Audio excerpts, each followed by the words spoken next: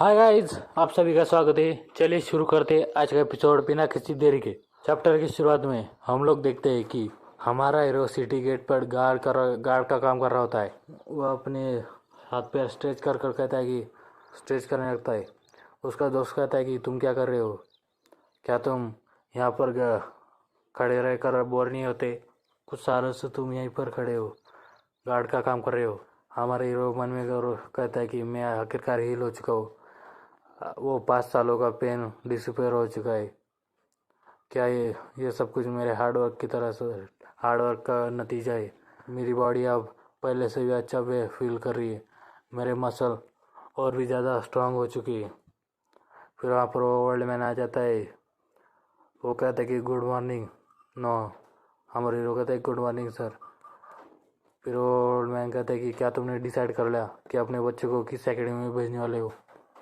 हमारे हीरो कहता है कि यस, मैंने उन लोगों को प्रॉपर स्कॉलरी स्कूल के अंदर भेजने वाला हूँ, पर वो लोग मार्शल आर्ट सीखना चाहते हैं। ओल्ड मैन कहते हैं कि तुम्हें स्पोर्ट्स करने की ज़रूरत नहीं है। वो लोग जो चाहते हैं उन्हें वो करने दो, वो अभी बहुत ही यंग है। हमारे हीरो कहता है कि मुझे लगता है उन लोगों को कम से कम अल्फ़ाबेट तो आनी चाहिए। ओल्ड मैन कहता है कि तो फिर तुम्हें उन लोगों को सिखाना चाहिए। हमारे हीरो मन में कहता है क्या मुझे भी वो सीखना होगा? अच्छा है, अगर मैं सीख लूँगा तो मैं उन लोगों की प्रोग्रेस भी चेक कर पाऊँगा। फिर वो कहता है कि वो लड़के सीखने में उन लोगों ने स्टडी करना छोड़ दिया है, लेकिन मैं अपनी बेटी को स्कॉलर बनाना चाहता हूँ, यहाँ तक कि अगर मुझे उसे डांटना भी पड़े। ओल्ड मैन कहता है क्या तुम अपने बच्चों को डांटने वाले हो, वो छोटे बच्चों को? हमारी हीरो कहता है कि अब भी वह अपने भाइयों को मारने के आसपास जा रही है। अगर मैं वास्तव में मार्शल आर्ट सीखने के लिए उसे भेजता हूँ तो वो एक बड़ी परेशानी खड़ी कर देंगी। सिवाय उन मार्शल आर्ट के अंदर बहुत ही टैलेंटेड है, कोई रास्ता नहीं है मैं वास्तव में ऐसी चीज़ें सीखने के लिए प्राप्त कर सकता हूँ। ओल्ड मैन कहते कि हंस कर कहने लगता कि तुम गलत नहीं हो। मैं भी कई बार सोचता हूँ कि मुझसे अपना डिसाइपल बना लूँ। हमारे हीरो कहते कि आप उसे किस तरह की ये सिखाने वाले हैं? क्या आप उसे सफाई की टेक्निक सिखाने वाले हैं ताकि उसका गुस्सा ये हो जाए? इतना बुरा नहीं हो सकता है। वो बूढ़ा इंसान कहता है कि झाड़ू, खैर ये इतना भी बुरा नहीं है। फिर वो अपनी झाड़ू ये करने लगता है, सफाई करने लगता है। फिर वो एक ड्राइंग बना लेता है वहाँ पर। वो कहता है कि ये मुझे मदद करता है शांत रहने के लिए। हमारे हीरो कहते हैं कि ये दिखने में तो बहुत ही अच्छा है। फिर वो ओल्ड मैन कहते हैं कि वेल, तुम्हें अपने बच्चों को जल्दी से स्कूल के अंदर भी देना चाहिए। हमारी हीरो कहता है कि हाँ, उन दोनों में से किसी एक को तो भेजना ही होगा। फिर वो ओल्ड मैन बाय बाय करके चला जाता है। हमारे हीरो का दोस्त कहता है कि कितना अच्छा था अगर मेरे भी बच्चे होते। हमारे हीरो कहता है कि अगर बच्चे बड़े हो जाते तो वो हमारी बातें नहीं सुनते, तुम्हें कर ये पता नहीं। वो उसका दोस्त कहता है कि तुम अपने बच्चों को स्कूल के अंदर क्यों भेजना चाहते हो? सभी लोग मर रहे ताकि वो अपने बच्चों को मार्शल आर्ट स्कूल के अंदर भेजे। हमारे हीरो कहते हैं कम ऑन मैन, मैं ऐसा नहीं चाहता। मैं नहीं चाहता कि मेरे बच्चे मेरी जैसी ज़िंदगी जिए। क्या तुम चाहते हो तुम्हारे बच्चे एक स्वॉर्ड की तरह रहे? वो कहता है कि हाँ, तुमने सही कहा, स्वॉर्ड स्वॉर्ड इतना अच्छी भी नहीं है। फिर हमारे हीरो कहते हैं कि ऑनेस्टली मैं फाइटिंग तलवार से बजाय शब्दों से लड़ना पसंद करूँगा। यहाँ पर काम बहुत ही कम है और बहुत ही ज़्यादा पैसा कमा सकते हैं। फिर वो कहता है कि क्या मैं उस तरह बहुत ही कूल नहीं दिखता? वो कहता है कि नहीं, कोई वो फ़र्क नहीं पड़ सकता, तुम बहुत ही स्टूपिड दिखते हैं। फिर वो कहता है कि फिर हमारे हीरो कहता है कि मैं एक ग्रानी को जानता हूँ जो मर्चेंट से कनेक्टेड है, जो मर्चेंट्स को मिलती रहती है। वो बहुत ही ज़्यादा पैसे कमाती है, उसे बस कुछ ही शब्द लिखना आता है। तभी मुझे पता चला कि पेन शॉर्ट से बेहतर होता है। वो कहता है कि हाँ, तुमने सही कहा, डैम इट, मुझे उन लोगों को फाइट करना नहीं सिखाना, मैं उन लोगों को पढ़ लिख कर ये करूँगा, पढ़ा लिखा पढ़ा पढ़ने के लिए भेजूँगा। वो कहता है कि इसकी पॉजिटिव साइड देखो, एटलीस्ट वो लोग किसी से ये नहीं खाए कि पिट नहीं जाएंगे। वो लोग अगर किसी साथ एक्चुअली फाइट करेंगे तो क्या वो थोड़ी ना मारने वाले। अगर ऐसा वैसे तो मैं लड़कों के साथ असफल रहा, लेकिन मैं अपनी लड़की को स्कॉलर बनने के लिए भेजूंगा, बस तुम देखो। फिर वो अगले सीन में हम लोग देखते कि हमारा हीरो और उसकी डॉटर बैठी होती है। वो लोग हमारे हीरो कहते कि तुम्हें अपनी डैड की सुननी चाहिए।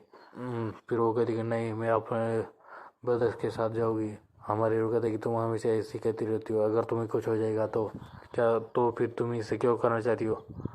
वो कहती कि ऐसा नहीं कि मैं एक कर सकती हूँ, मैं भी अपने ब्रदर के साथ एक करूँगी। हमारे हीरो से कहता है कि मैं इसे रिफ्यूज़ भी नहीं कर सकता और ना ही इसे मार सकता हूँ। हमारे हीरो कहता है कि तुम्हें ये क्यों सीखना चाहती हो। हाँ, वो कहती कि इसमें क्या गलत है, आपने हमें थोड़ी ना कुछ गलत करके बड़ा करा है, गलत परवरिश दी जैसा कि सोचा था। आर्ग्यूमेंट के अंदर वो उसकी डॉटर को हरा नहीं सकता। हमारे हीरो बहुत ही भावुक हो जाता है और कहता है कि उसे पता है कि मैंने उसके लिए क्या करा है। फिर वो कहता है कि नहीं नहीं, मैं उसके शब्दों के अंदर फंस नहीं सकता। वो कहता है कि गर्ल्स को बड़े होकर अच्छे से शादी कर लेनी चाहिए, अच्छे में इंसान के साथ, तुम्हें बस मेरी बात सुननी चाहिए। वो कहती कि एक लड़की के पास शॉर्ट की और वर्ड शब्दों की दोनों की ये होनी चाहिए स्किल। हमारे हीरो कहते हैं कि बस तुम्हें बस स्कूल का ये सीखना चाहिए। फिर वो कहती कि आपको क्या पता है डैड, मैंने तो पहले ही सीखना ख़त्म कर लिया है और मैं अब बड़ी लर्निंग कर रही हूँ। अगर आप चाहते हैं तो मैं आपको ये डिटेल में बता सकती हूँ। हमारी हीरो कहती कि ये सब क्या हो रहा है। फिर हमारी डॉक्टर कहती कि मैं एकेडमिक्स स्टडी में खुद से कर सकती हूँ और मार्शल आर्ट भी सीखूँगी। हमारे हीरो हैरान हो जाता है। फिर अगले सीन में हम लोग देखते कि फिर वो कहता है कि बॉस, क्या आपने मुझे बुलाया। बॉस हम कहते हैं कि आओ और यहाँ पर बैठो, मैं अपना काम जल्दी फिनिश कर लूँगा। वो कहता है कि बॉस बहुत ही हार्ड वर्क कर रहे हो आप, जितना काम उतने ही पैसे मिलते, ऐसा नहीं कि मैं ये कर सकता हूँ।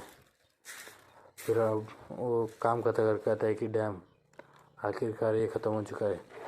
फिर वो कहता है कि मुझे माफ़ करना तो इंतज़ार करने के लिए। हमारी हीरो कहता है कि कोई बात नहीं। बॉस हम कहते हैं कि तुम्हारा अपने काम के साथ कोई दिक्कत। हमारी हीरो कहता है कि मुझे क्या दिक्कत होगी, मुझे तो बस गेट के सामने खड़ा रहना है दिन भर। वो कहता है कि कोई दिक्कत नहीं है। हमारे मन में कहते हैं कि ये ऐसा क्यों पूछ रहा है। बहुत शाम कहते क्या तुम बोर नहीं हो गए अपने काम से, क्या तुम इनर कैसल के अंदर जाना चाहते हो, क्या तुम्हें पसंद नहीं है। हमारी हीरो कहते कि मैं ठीक हूँ, जयपुर हूँ वहाँ पर, और वो इनर कैसल मेरे घर से बहुत ही दूर है। फिर बॉस हम कुछ सोच कर कुछ सोचने लगते। हमारे हीरो मन में कहता है कि इस तरह से बात क्यों कर रहा है। हमारे हीरो कहते कि जैसा कि आपने कहा, आप बहुत ही काइंड थे मेरे लिए इतने समय से। और ये कहते कि तुम्हें ऐसा नहीं कहना चाहिए, मुझे लगता है तुम्हारे ज़्यादा फ्रेंड्स नहीं हैं काम के अंदर, तुम्हें सोशलाइज होना चाहिए काम के समय। आफ्टर ऑल तुम्हें बैटर फ्री के अंदर उनके ऊपर रिलाई करना है। हमारे हीरो कहते कि मैं समझ गया। हमारे हीरो मन में कहता है कि ये बहुत ही अनाइंग हो रहा है।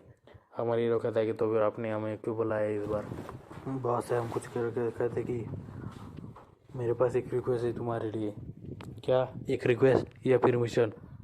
वहाँ से हम कहते कि तुम इसे दोनों कह सकते हो। मैं नहीं चाहता कि ये मिशन, मैं तुम्हारे सिचुएशन के बारे में चिंता करता हूँ, पर मैं तुम्हें ये रिक्वेस्ट करना चाहता हूँ कि हमारे हीरो कहता है कि इतना ये नो हेजिटेट मत करो, जल्दी से बताओ।